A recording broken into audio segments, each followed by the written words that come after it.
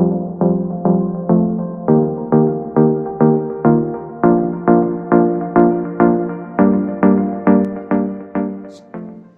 viewers, welcome to our YouTube channel Chittagong ToshiBa training সেন্টারের পক্ষ থেকে সবাইকে স্বাগত। আজ বরাবরের মতো নতুন একটা ভিডিও নিয়ে হাজির হলাম। আজকের বিষয় হচ্ছে পেজ ফেলিউর রিলে অথবা PFR। আমরা PFR কেন ইউজ করি অথবা পেজ ফেলিউর রিলে কেন ইউজ করি? যদি আমাদের কোনো কারণে কোনো একটা পেজ মিসিং হয়, সেক্ষেত্রে আমরা পেজ ফেলিউর রিলেটা আমরা ইউজ করি। তো এখানে আমাদের মধ্যে আমাদের ব্যাকগ্রাউন্ডটা আঁকানো আছে, কারণ ডিউরেশনটা অনেক বেশি হয়ে যাবে, সেজন্য। তো আমরা টাইমিংটা শর্টকাট করার জন্য আমরা এই সার্কিটটা পরিপূর্ণ এঁকে রাখলাম। তাহলে আমাদের পেপারের মধ্যে আগে কি আছে দেখি আমি।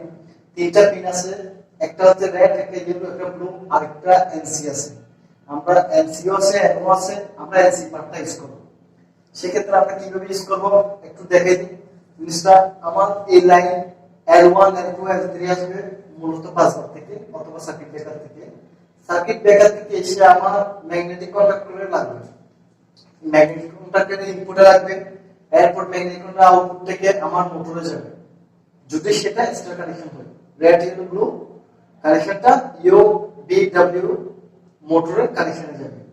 আর ম্যাগনেটিক কন্ডাক্টরের দুইটা পাত আছে, একটা কয়েল সাপ্লাইটা A1 এবং A2 আছে।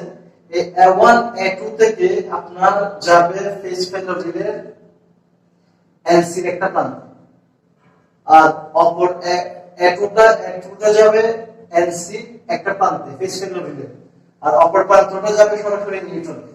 আমার নিউট্রালে যাও আছে। এরপরে দেখেন আমার সিস্টেমটা হচ্ছে, আর এখান থেকে রেড লাইন 1 থেকে সরাসরি একটা ফেজ যাবে এই ফেজ ফেলিউর রিলে। এই মধ্যখানেরটা এই রিলে ইয়েলো যে ফেজ ফেলিউর রিলে কানেকশন আছে ওখানে যাবে, আর ব্লু তারটা ব্লুতে যাবে, ফেজ ফেলিউর রিলে ব্লুতে যাবে। আর A1 থেকে সরাসরি যাবে NC এর একটা মাথায়, ফেজ ফেলিউর রিলে NC এর একটা মাথায়, অপর মাথায় A2 যাবে সরাসরি নিউট্রালে। আর এই দিক থেকে কি করলাম আমরা, একটা অফ সুইচ আছে, একটা অন সুইচ আছে। L1 এক নাম্বার পিনে ঢুকলো, অফ সুইচের এক নাম্বার পিনে, দুই নাম্বার পিনে বের করলাম, বের হয়ে গেল আপনার অন সুইচের 3 নাম্বার পিনে, এবং চার থেকে বের হয়ে সরাসরি গেল এনসি এর একটা মাথায়।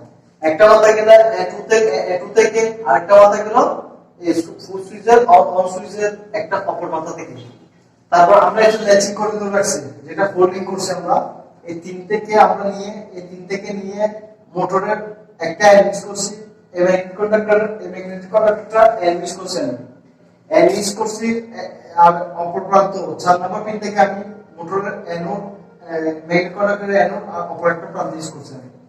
এখন যখন আমি ফুল সুইচ পুশ করলাম, তখন প্রথমে এই দিক দিয়ে গিয়ে A1 কে সবসময় ধরে রাখে, A2 কে ফেজ পাই, অপর প্রান্ত নিউট্রালটা পাই।